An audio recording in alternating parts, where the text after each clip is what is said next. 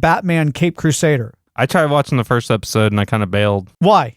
I just wasn't holding my interest. Okay. I love the animation style. I love the music. I love the sort of noir and all that stuff. My only complaint on Batman Cape Crusader is the world feels kind of empty. I don't know how to explain it. It just, compared to like Batman, the animated series, Gotham felt alive. Mm-hmm. The world feels very empty and kind of hollow and shallow, hollow, I think is a good word. It was hard for me to kind of pay attention to these stories. And really the show is not about Batman. The show is about Gotham. The show should be called Gotham. Yeah. The only thing I really didn't like was, we only had 10 episodes and we already are dealing with like a magic villain. Like we already introduced magic into the world. And when you start doing that, which we probably did that with Batman, the animated series, you had, the Lazarus Pit and all this stuff.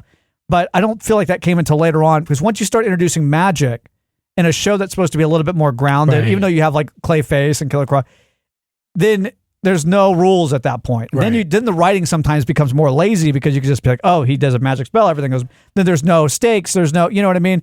So I think introducing that type of thing that early in the season or in the first season, I didn't really care for.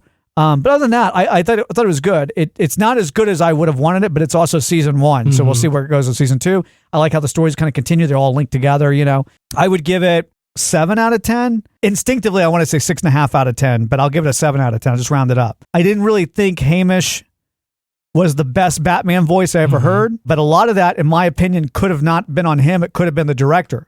We're not dealing with Andrea Romano anymore. She's not the one directing these things. So, we've got these new people and they're going to have different tastes.